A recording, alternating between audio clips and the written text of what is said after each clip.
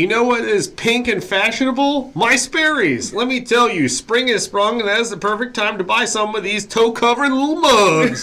Sperry's are seafaring clothing and accessories for your adventurous lifestyle. For more, visit Sperry.com.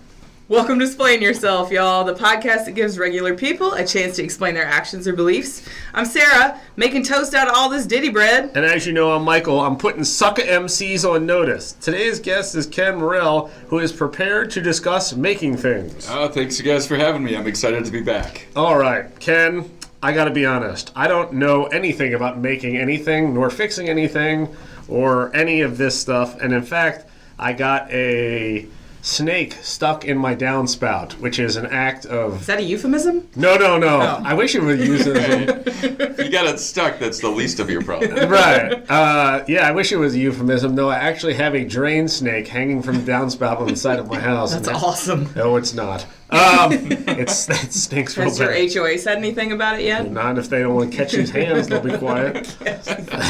No, they haven't said anything. But this is just a testament to my ineptitude. But you know how to do all kinds of stuff. And I can't imagine you were born with some kind of fixing stuff gene. So how do you get to this point in life? Right, without being a genetic engineer. Right. I do give credit to my parents, though. So is it genetic or nurture? I don't know. But I grew up building most of the house that my family lived in. Not by myself. My parents didn't hand me a hammer and a ladder and say, all right, boy, you go put a roof on this. It was, all right, you bring me a hammer, and I'm going to teach you how to nail in shingle. Okay. So, over the course of 20 years of living in that place, I learned how to build everything from a foundation to the frame of a house to the roof and not fall off and get hurt like my father did one time. It's a good illustration now how not to fall 30 feet out of the sky. Yeah, that sounds like it hurts. How old do you think you were when your dad was like trusting you to do actual house projects? Is this admissible in court? Yeah. So I was using a chainsaw by like age 10, I think. Gosh. Dude. Under close supervision. Yeah. And only on the limbs of the tree, not cutting through an entire oak. Okay. So it was, or a maple. It was just cutting the limbs off. My dad was right there, taught me how to start it up, and I could cut one at a time. Then using like a log splitter, same year, just to learn where the heat comes from in the house. And we had a gigantic wood stove in the basement. So we actually went to cut trees down. Then we cut the trees, loaded the truck up, brought them home, chopped the logs down more by hand or with a splitter, and then stacked, and then would go out and fetch the logs and burn them in the house. And this is part of a larger home remodeling project that your family took on. Can you talk a little bit about that? Yeah, so when I was a kid, like just a baby, we lived in a trailer park in the town that I grew up in. Mm-hmm. And my parents very quickly wanted to get out of there. No. My dad grew up on it. Right, exactly, yeah. Yeah, it wasn't the best one. It wasn't, probably there's worse. Wherever Kid Rock grew up is the worst. Detroit, yes. Yeah. So by the time I was 4, my parents really wanted to be out of there. So they bought the house that I grew up in, which was right next to the school that I went to. And it was in disrepair. Yeah. It was a 1920s, one of those prefab homes. Yeah. And the people were serious smokers. They never really took care of the house. And when they sold it, they were, like the husband had passed away, the wife was super elderly. Their kids didn't really help take care of it. So my parents bought it because that's what they could afford. So immediately, I was 4 or 5, I remember helping them find where the tools were. Like, all right, you bring me a tool, and I'm going to show you right now how this works. And what did your dad do for a living, or your mom do for a living, where they would feel comfortable taking on such a large project? Well, so my dad's background is as a living, he's a truck driver. Sure. Like on the road, if the truck breaks down, you kind of diagnose and figure out how to get it fixed. Right. If you can fix it, you fix it. If you can't, you find out. But he was a farmer growing up. His whole life he was a farmer. So, farmers fix their own stuff. They build barns, so he had that experience. Sure. My mom grew up not really being asked to fix things, but her father was an engineer. He was a civil engineer, but he fixed everything. He actually had a bread truck. It was a beer truck. He had a beer truck that he converted into a camper. So she grew up with that. Wow, okay. And they lived in a trailer, so things were always being fixed. So the trailer apple doesn't fall far from the trailer tree. in my case, so I mean they had confidence because my mom watched it being done all the time. Right. And then she was. I mean, they're both artsy, but they say they're not artists. I got that from them too. So they just. It was also out of necessity. They didn't have tons of money. My dad's a truck driver. My mom was stay at home. She did daycare. Mm-hmm. She stayed at home, but I don't want to say it that way. She ran a daycare out of the house. Sure. So they always had this mentality of we need to do it. It's got to be done. We don't want to put it all on credit cards, and we don't have the money to pay for it. Right. We don't have the money to pay for somebody else to pay somebody else to do it. Mm-hmm. So they just did it. Mm-hmm. Yes. So the most interesting part of this story to me, which is you guys trying to renovate a house while you're living in it, is Ken grew up in upstate New York. And what time of year did you take on these renovation projects? Oh, yeah. So my parents decided, well, the boys are teenagers. It's time to build onto the house. We built one regular room off the dining room and one, like a mudroom entryway, a large entryway off of the kitchen. At that time, the house was flat. My brother's bedroom was above the dining room, and the kitchen, the bathroom was above the kitchen. So we tore out a big section of the wall in the dining room. It was facing the back wall, and just removed the door on the kitchen, and extended the house, poured the footer, and built. And it was, I think, when we started building, it was probably October. So October in New York, it's cold. That project ended January or February by the time we enclosed the entire addition. So the side of the house for a while was a tarp in midwinter. And your New heating York. Costs were I don't know, wood. They were paid for by child labor. Splitting wood. A bunch of trees. Right, yeah. Don't even go to the middleman of money. You take the tree and you turn it directly into heat. There you go. There you go. And so during the 4 months where it's probably 7 degrees every day, during the day, and you have a tarp for the side of your house, isn't that miserable? How? I don't remember. I have a hard time remembering pain and misery. For me, it very quickly becomes a favorable memory. That's interesting. I remember it being very loud. And I remember, by Christmas Eve that year, we had family over. So we must have had it enclosed by then. But it wasn't warm enough in there. We still had some covering over that door. So I guess it was done by that point. But it was still so cold until it was up that all I remember is it always being cold. I mean, it was a 1920s house. Until they replaced all the windows, it was cold anyway.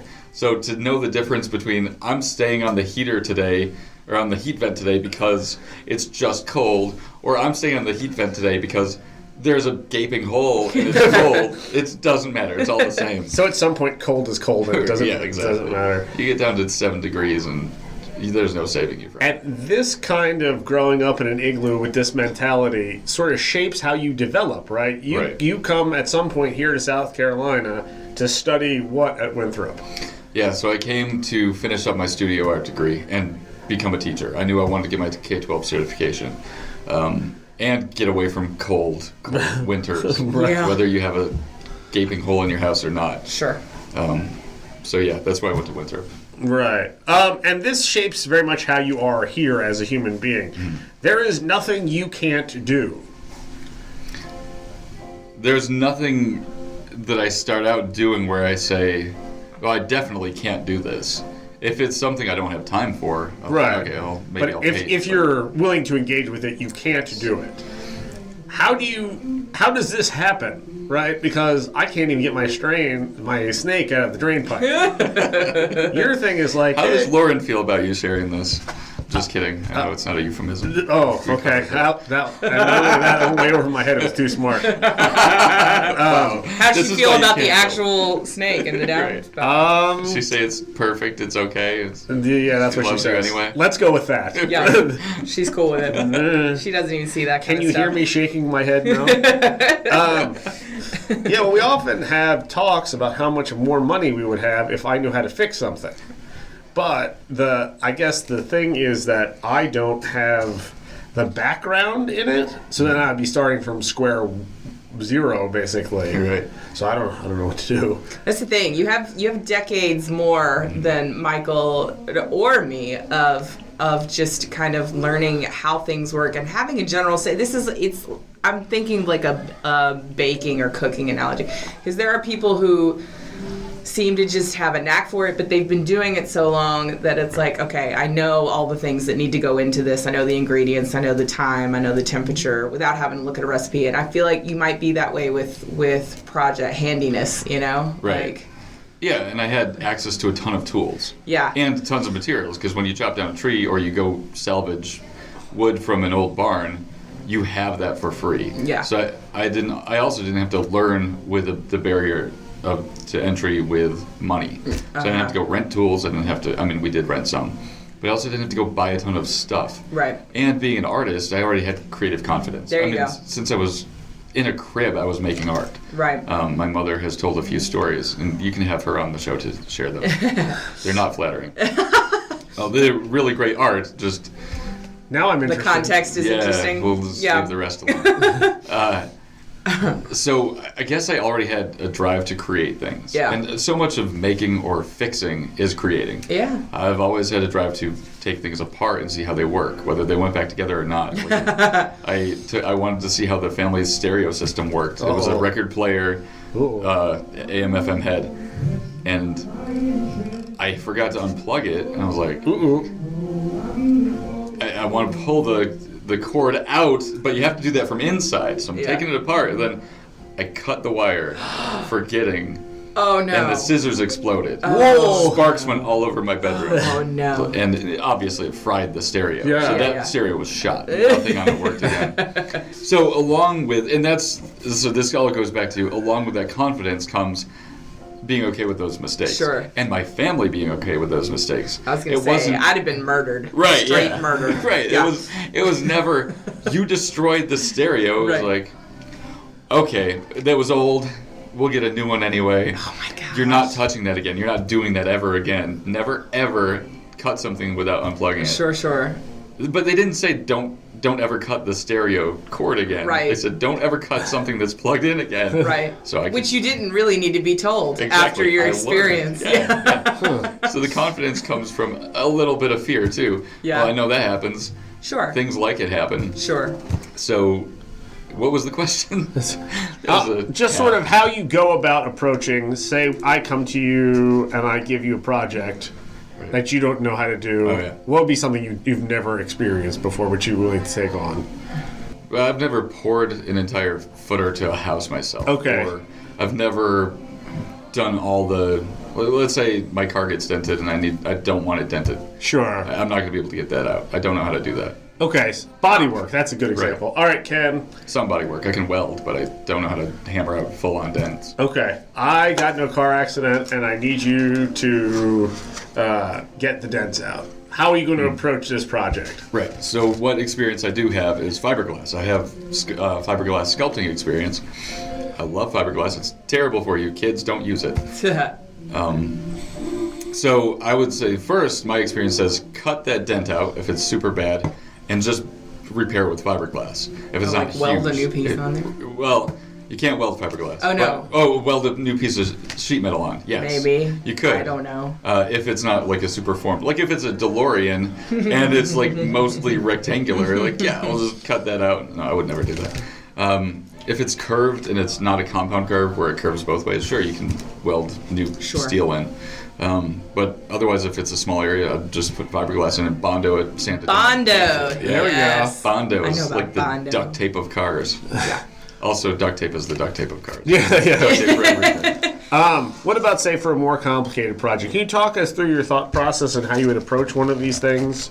Like, for our listeners, about how you sort of conceptualize this and how you teach yourself to do things that you don't know how to do. Mm-hmm. Like your Airstream or your latest, your rucksack thing. Right. So that's all. It's all drawing on skills that I just start connecting. Okay. And I think it was Steve Jobs that talked about the great people I'm not calling myself a great person. You are a great person, the Ken. people who go out and be successful at something, Yeah. they're the people who can make connections toward that end. Sure. So the end toward which I make connections is making things or fixing things. Sure.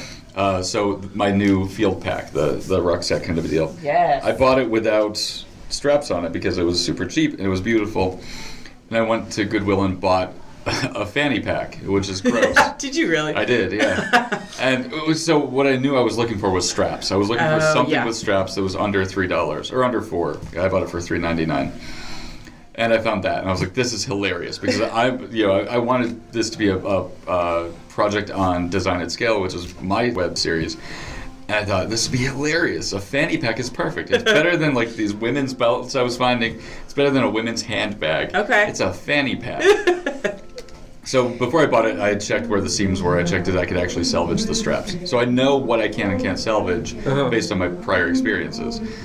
So I had identified where to get straps based on prior experiences. Okay. I identified the skills needed based on prior experiences. If I'm going to sew something, I actually used to design and make custom one-off women's handbags. So I know I can stitch, and I knew I had thread and needles. So I thought, well, I'll just cut this, stitch it on, and it'll be fine. And it worked. Nice. Well, so far. Okay, so you got just that part. connecting the dots. And so you got that part of the rucksack done. All right. So what's the next part? So you got a backpack with straps. Right. So the next thing we're going to do is build an interior frame so it stays upright. But I'll start by prototyping with cardboard or corrugated cardboard. If my dad's listening, corrugated is the multiply cardboard. Cardboard is just thin stuff that wiggles. Okay. So I'll either start with corrugated cardboard and cut it and then form it to the interior of the pack so there's rigidity, and then maybe eventually build it out of aluminum or something. Yeah. But I don't need anything that heavy yet. So that's it. That's as much of the and then spray painting stuff onto it, like cutting stencils and spray painting stencils. Sure. And this is part of your larger project. You want to talk about that a little bit? Yeah. So Design at Scale, you mean? Yes. Yeah. So the larger project is Design at Scale, which is a web series I'm working on. Not working on. I'm actually filming for it. I have a few episodes out where I teach probably 8 to 12-year-olds how to make things, how to conceptualize, how to gain the skills to make something, what materials you would use, how to design it on paper, and then take that image and put it, like, make the thing. So this past episode was the rucksack, which I filmed at my Airstream, the Silver Space Twinkie, which is the home base for my next series, which will be Adventures from the Space Twinkie, where I'm like Mr. Rogers and Bill Nye smashed together. But in this, I'm trying to figure amazing. out, it's going to be so much fun. But this series is not just me teaching, so it's called Design at Scale because it's about design and building, but at a large scale. It's on YouTube, so I can reach more people than just in the classroom. What's your channel for the listeners? Yeah, so it's Design at Scale. It's on YouTube, and it's like the 1 millionth thing down from the top. So like it and subscribe so I can move up the list, please. Thanks, Sarah. But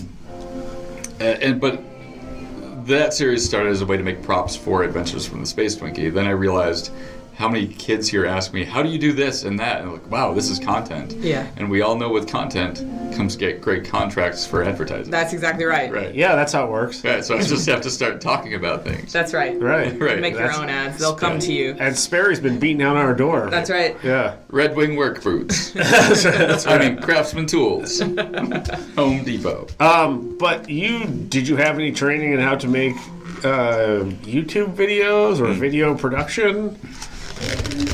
When I was a kid, my dad had a video camera. It was the mini cassette cameras. Right, yes. When they first came out. And he bought it to go film deer in the woods. So Nice. just sit on a tripod. But then he stopped using it because he never came home to watch those videos. What was he going to do with the video of the deer? Just show his Just friends. learn what about their ways. Right, learn their movements. Was he a and- hunter? He was, yeah. Oh, okay, all He right. still is, yeah. I took it, and my friends and I started filming. But back then, I mean, this was the late 80s, early 90s. Right. We didn't have the digital equipment to No. film. We had to No. film chronologically. Yeah. Switching costumes, Yeah. finding the props, running to the next scene, jumping off roofs, running in front of cars. So it was all, you do it immediately and you do it once. Yeah. So there's that You kind had to have more skill then Right. when you were shooting video. Yeah. Right, and if you didn't, you're just a mess. Yeah. So That's hilarious. Yeah, and that's we did it for fun. So Right. I know I can do it for fun. And then getting a Mac, I had iMovie. So I started making art films in the early 2000s when I got my first Mac, and just playing around with what you could do with light and editing, and overlays of. So now they've got green screen and cut-ins and all sorts of cool features. So all of that stuff I already know how to use. Mm-hmm. I knew how to tell a story through video. So it was connecting the dots. I have these materials.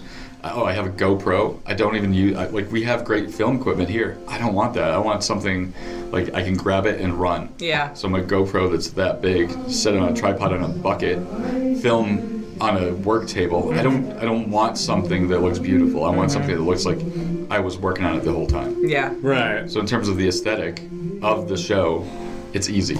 It's just grab it, go, record, quick cuts, under 15 minutes, Yeah. post. I think that's a good point for anybody who's interested in making something or, producing something, getting something out there. I think a lot of times we use the excuse of, well, I need like the top-notch equipment and resources and programs, and Yeah. you're just stalling. Exactly. Yeah. Yeah. Yep. Who would ever have anything if they waited till they had everything? Right, exactly. Right now we're using a $20 microphone I ordered off of Amazon, and it's USB'd into my laptop, and Right. that's it. Yeah. Right. Granted, we are in this beautiful room that has sound padding, but the first interview I did with you guys, we were just in one of the conference rooms. We were in There was Josh's nothing. office, Yes. and we made it work. And to me, well, I guess there are two things I hear from your story. Is A, you learned a lot through play. Yes. Right, which is really interesting to me because it kind of defeats the idea of school. Right. Well, formal the way we've formalized Traditional learning. Yeah. school, Yeah. yeah. So, absolutely. if we would just if everybody took your approach to play, we just taught them that and then let them play, wouldn't it really develop a lot of skills? We know better now at Next, don't we? Yeah. and I'm not defending this fully written out path for all kids, but what I would say is part of those connections come from sitting in a space where I was being told Yes, something, being yes. told what to do, how to organize the space on my paper, how to communicate something back to another person. So this idea of complete play to learn is great. I think having space in the day for free play is brilliant, and I think that's being cut out by so many Right. people. But I also had that very scheduled out, socialized learning that was more traditional. Like the teacher's the head of class, they have this content, they are going to deliver it to you. Your job is to go learn with them. I think we can do a better job of blending. Sure. And I think we need to do a better job of defending the need and the right of children, whatever their academic ability is, to go out to the playground, Yeah. to go socialize, to go to art classes, to have shop back in schools, Right. to go to music class, to go wherever those things are that they're actually making connections. And what I heard from you talking about your childhood, it seems like your parents had a very yes and attitude toward you and your brother, and just giving you guys space and freedom to do things and trusting you with like big things that most 10-year-old parents Right. like don't trust them with.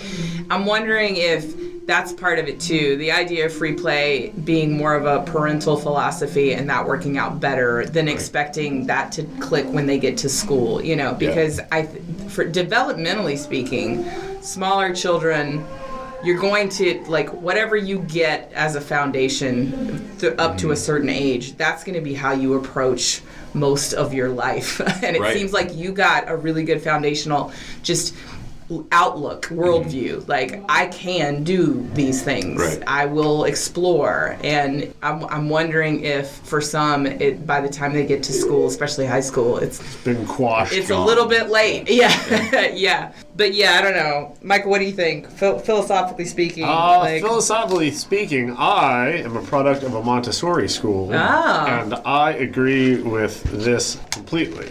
And so my brother and I went to this Montessori school, which is, very briefly, is a school based around the idea of kind of structured play. Mm-hmm. So I was there part-time for pre-K and K. My father's actually an electrical engineer. Up until 2 months ago, we had a garage full of tools. Bandsaw. Oh, man. What are the little ones that you put on the floor? Like a drill press or a... No, it's a saw, and you slide things over. Oh, table saw. We had a table saw. Oh, we probably do still have table saw. My father's really into woodworking and all this kind of stuff, and it never interested me. But my brother also took things apart and did that. He, 800 years later, he has a PhD in physics, right? And all this kind of makes sense to me. Right. So yeah, I can completely sort of understand where you're coming from. I think the line between structure and play and structured play is really difficult because it really varies from student to student and person to person. Right. But I completely agree with you there. How do we prescribe that to all of the children in the nation? Right. Really, to say you're all prescribed exactly the same thing is crazy. It's a good idea, but difficult to systematize. Right. Absolutely. The thing I was curious about is, Sarah, you grew up in a very traditional house. Yeah, I did. Where Pops was in charge and they did things the biblical way. Well, yeah, I had a conservative Christian upbringing, but I will say my dad's a woodworker and a builder. He built model airplanes for years. He always had a shop and he was always working on something. He had tools, every kind of tool you can imagine. And whenever we did projects for school, he'd help us, but we were encouraged to be resourceful and make things ourselves and not go out and buy things. Right. Well, I mean, we couldn't afford it anyway. So there was that aspect of my childhood. So because you were a lady, were you involved in these things? Yeah, absolutely. I've been a stuff? tomboy my whole life. Okay. Yeah. They didn't have any gender prescriptions for us when we were kids, which I appreciated. But I do feel like the whole let's give Sarah a chainsaw when she's 10 thing. My mom, more so than my dad, has always been a little on the cautious side when it comes to our safety. So and we've had Harrison on, and he talks about his yes and philosophy with his kids, which I think is awesome. But there was not a yes and philosophy at my household. It was a no, never philosophy. So we had to beg if we wanted to do anything that was maybe considered it could have a devastating effect or some kind of injury could occur. So I feel like that the mix of, yes, having tools and resources and being encouraged to explore projects, but not going beyond this line that we've deemed that now it's dangerous and you can't, you know. So there wasn't a whole lot of trust in that kind of thing. Yeah, the idea of you doing those kinds of projects at that age, to me, that would have been a very foreign thing at my house. And I think it's an issue of control, too. A lot of parents, I think, don't want their kids to engage in actual projects at the house because it's like, you're going to screw it up. Right. Not that it's dangerous, but just let me do it so that it gets done right. But they're not seeing it as a learning opportunity at all. So, yeah. Yeah, and I sympathize with them, right? Because if you would have let 11-year-old Michael try and build a bookshelf, it would have come out like crap. And so I think there is a logic to that point. Yeah. Yeah. There's a balance, I think. And with your students, I know that you are trying to strike that balance on a daily basis. Right. Maybe end by talking about how this affects your teaching, because you're a media design teacher. Yeah, and that's why I also have to balance media design and maker design, which is fully on physical stuff. Sure. We're cutting wood, so am I going to throw a saber saw at a teenager who's never touched one before? Right. Nope. There's a learning period where I show you how this works. Sure. I teach you the safety measures. I throw my glasses on. I should put earbuds in, but I never remember them. But teaching them how that works is very different than saying, here's a computer. Right. Although there's danger on that too, but it's not this physical danger. It's different. Yeah. And there's a safety net that lowers this fear of entry. If you have a saw blade that's sharp, I could get killed. No, you're probably not going to die. Right. I know people have cut their entire fingers off. They're still alive. They're fine. But yeah, and I think if we can say, it'd be very hard to bring shop back to schools. With all the fears that exist now. Sure. And are they founded or unfounded? I don't know. I mean, is insurance a major problem? Yep. Sure. And that's based on fears. So that's where I'm trying to strike a balance. What are those fears that are brought about that really shouldn't be? Richard Louv wrote Last Child in the Woods, and so much of that he coined the term nature deficit disorder, where our kids aren't going out and playing in the woods. I grew up in the woods. That. Yeah, and I came home with poison ivy all the time. Sure. It did not change my love of the woods. I could have Right. gone out and my family could have bred fear. My mom tried to breed a little fear in me, like, you're an idiot. She's gonna call me an idiot. You're going to get poison ivy. Oh, no, I won't. I won't get it again. Just dripping with poison Right. ivy ooze. There's a nature deficit disorder, he argues, because people are afraid Yes. of things. They're Yeah. afraid to let their kids go It's play. the unknown. Right. And we're Yeah. scared of it. Yeah. Absolutely. Even though people of our generation played in the woods or Yeah. played near woods, Sure. we have this fear now that, and he argues, and I agree, it's the media. The media Yeah, drives it's too much these fears. information. Yeah. And it's Oh, misinformation. Exactly, yeah. Well, this kid was abducted by a clown in the woods. Yeah. Only part of that's true. You're right. Right. But they keep playing that over Right. and Sure, over and over. sure. So you guys are great, responsible media people, and you're That just we are. spreading good happiness. All good things. Right? Yeah. Yes. Yeah. And we wish we could keep talking to you, but unfortunately, you both have to go teach. Boo. Don't tell me what to do. That's what students are for. Right. Ken, we want to have you back because we could Okay. we could continue this conversation. But thanks so much for being here with us today. Sorry we kept you from your Chick-fil-A. Yes. Oh no, And- that's great. And we thank you to all of our YouTube listeners. Make sure to hit the subscribe button and share our channel with everyone you know. You can also find us on Instagram and Twitter at Splain_yourself. We'll be back soon with another episode. But in the meantime, begin a home repair project in the dead of winter and always be ready to splain yourself.